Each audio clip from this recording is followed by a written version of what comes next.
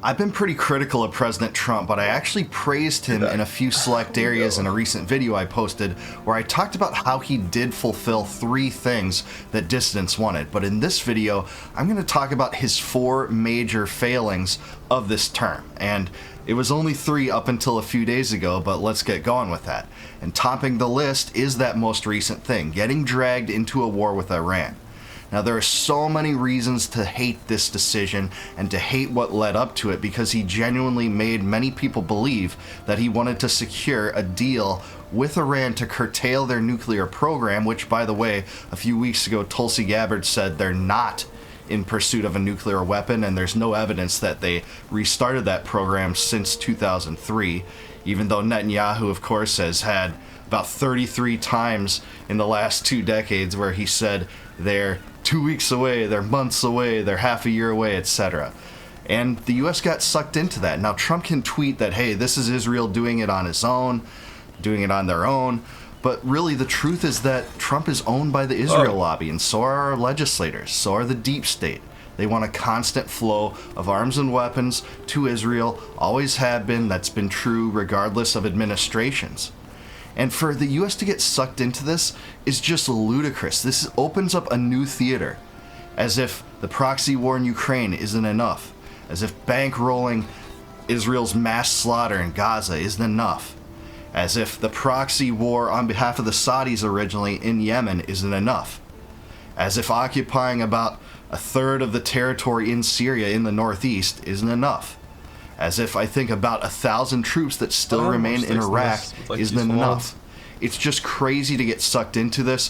One would think almost that this is sabotage. Like, if you wanted to basically make Trump's presidency irrelevant or diminish its ability to command or control his agenda, this is what you would do, get sucked into a new war. And the U.S. is providing intelligence to Israel, it's providing weaponry, it's providing resources. If this was Netanyahu acting opportunistically, it's a slap in the face to America, and Trump need only to threaten to withhold funding. He won't do that. It seems like Trump not only boasted about him knowing about this, but that he was in on this plan the whole time. And so are many of the neocons he surrounded himself with. So this is a disaster, especially if it leads to Iranian strikes on U.S. troops in the region and grows to a greater Middle Eastern conflict. We don't know how Lebanon and Jordan and Egypt are going to respond to this. So that is definitely one of his biggest failings as a president. It shows a complete lack of negotiation and diplomacy. And he harangued Joe Biden for this, by the way. He said it showed weakness when Biden bombed Iran in a few targeted strikes last year. Now, the second failing of the Trump administration, I think, is how it's handled the Epstein files. What a catastrophe, optics-wise, and just so many failings involved in that, too.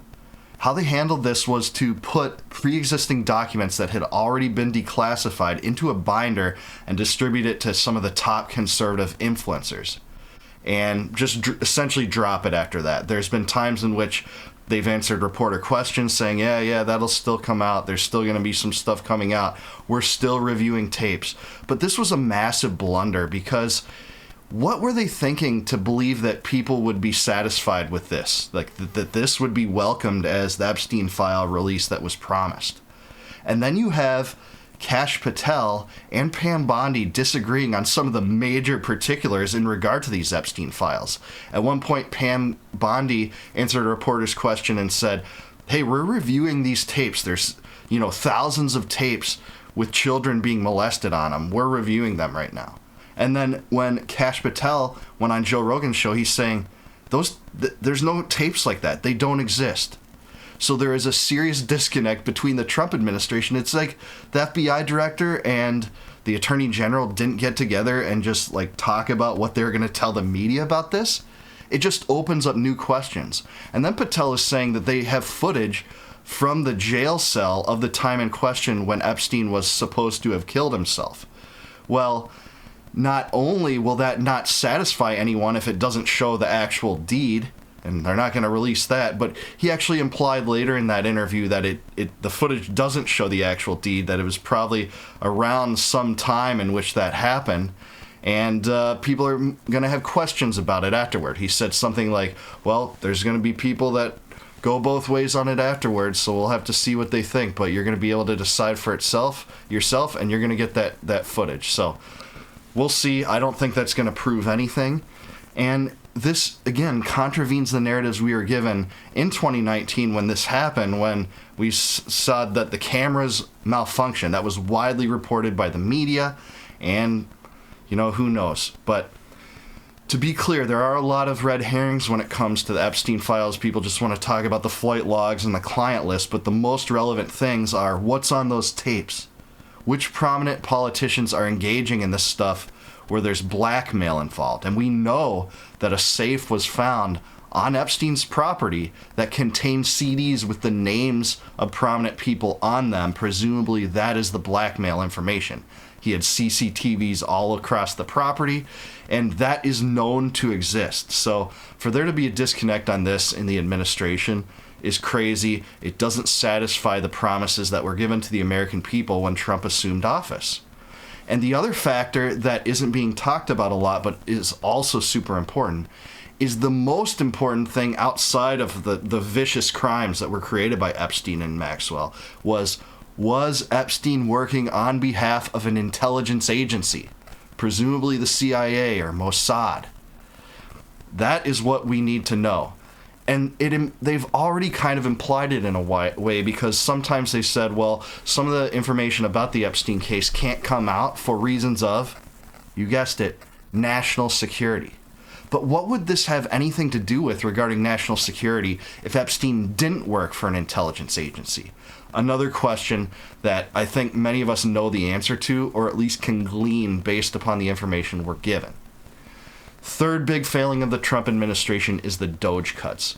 Trump came into office with an energetic Vivek Ramaswamy and Elon Musk at his side, willing to head a government department for the first real time in our lives was dedicated to cutting excess spending in government. They had projected that they would save the American taxpayer $2 trillion, and that's significant. That's in a time in which we're about $37 trillion in debt, and we've seen essentially nothing of that. The DOGE website says that there's been about $150 billion in savings, but a very small portion of that has been actually codified into law. Actually, Congress is working through a bill right now that would codify $9 billion into permanent cuts. This is progressivism driving the speed limit and calling itself conservatism. Props to Michael Malice for that description of modern conservatism. But this is a far cry from what the American people were promised. It's just clear that the Republicans don't particularly care about curtailing spending. Now, there are exceptions. Rand Paul and Thomas Massie are two of those people that clearly do care. There are a few others, don't get me wrong. But this is not the rallying cry of the Republican Party right now. It's actually spending more. And during the midst of all this, Pete Hegseth boasted about the proposed $1 trillion Pentagon budget, which is about $100 billion above the highest one under the Biden administration. So in net, they're actually spending more than they did under Biden. And Trump dragged Massie when he dared to oppose the Biden CR, which Republicans almost in lockstep passed, which continued Biden funding for the next year. And that bill, by the way, funded agencies that they had essentially dismantled, including USAID. And by the way, that is a good thing that they dismantled USAID for the most part. There are a few hundred employees, I believe, that were moved under the State Department. But for the most part, that agency was eliminated. And that's one of Trump's best successes, I think. But this does not go far enough. You know, they're going to offer a huge budget. And, you know, we're going to have to rely on the Thomas Massies and Rand Pauls of the world to continue to oppose it. But Trump has not done anything in the realm of curtailing government waste and spending. And there is the big fallout with Elon Musk over it. Clearly, it's because that there isn't energy behind this. It's not political capital behind this. And Trump could have made this a priority. He had very high approval ratings early on in this term. I think they got almost as high as 60 at one point. I think it was like 56, 57 in some polls. But he really has squandered that over how he's handled various things. And I think the DOGE cuts and, you know, DOGE process is part of it. We're not likely to see much success out of Doge in net. In fact, the Republicans are spending more, like they always have. They did under the first Trump administration. They did under Bush compared to Clinton. It's happened time and time again. They're a party of big spending, just like the Democrats. And in fact, I think they've spent more on average in the last few presidencies than the Democrats, despite all the theatrics about how much they spend, which they do. They're spendthrifts as well. So that's the third area. The fourth area in which I believe Trump has failed in major ways is in Ukraine. Trump came into office under the guise of a campaign that promised to end the war in 24 hours. Now, I've talked about this before. Very few people probably even believed that, but it seemed like there was genuine interest in Trump's mind of shutting down this war, negotiating with Russia in good faith, and putting an end to the constant stream of money that's gone to Ukraine. And it's been about $200 billion at this point. Now, at one point, it seemed like Trump was going to fulfill this early in his term because Zelensky waltzed into the White House, act super entitled, tried to question Vance's narrative about the Maidan coup, and Vance was right about that, by the way, when they talked about it. And he basically demanded security guarantees at the time, and Trump went off on him. He sounded off on him. It got major news coverage. Of course, everyone says, oh, this is evil Trump being a dictator. He doesn't care about democracy. But I think this is actually Trump at his best. He told Zelensky, you're gambling with millions of lives. You're gambling with World War III. You don't have the cards. Now, honestly, it has been the U.S. government that's been gambling with World War III since the 1990s, the 5 waves of NATO expansion, arming Ukraine with Aegis missile launchers that can have offensive capabilities. You can put a nuclear warhead on top of a Tomahawk, and consistently gotten involved in Ukraine to the extent that it helped in overthrowing the democratically elected government there under Yanukovych in 2014. We know that USAID played a role. We have that disclosed Victoria Nuland call with Jeffrey Piat talking about who had to be in this new provisional government following the overthrow. We know that the U.S. was involved in that, pumping money in through USAID in the coldest winter months of the Ukrainian winter, when there were rock concerts and people supporting the anti-Yanukovych forces, which wanted a more bellicose policy toward Russia. Yanukovych, for the record, just wanted neutrality with Russia. He didn't even want to, be so closely aligned like they had alleged. Trump has continued to supply weaponry to Ukraine and allowed for major escalations of that war. After cutting it off for about 6 or 7 days, I believe, after Zelensky waltzed out of the White House, he said, I'm not funding this anymore. And it looked like that actually might be the end of not only the U.S. involvement in Ukraine, but Zelensky's political career in general. But that was not to be. It seems like Trump was swayed by the neocons. He came back saying, well, hey, Ukraine's interested in the ceasefire now and this minerals deal that I want.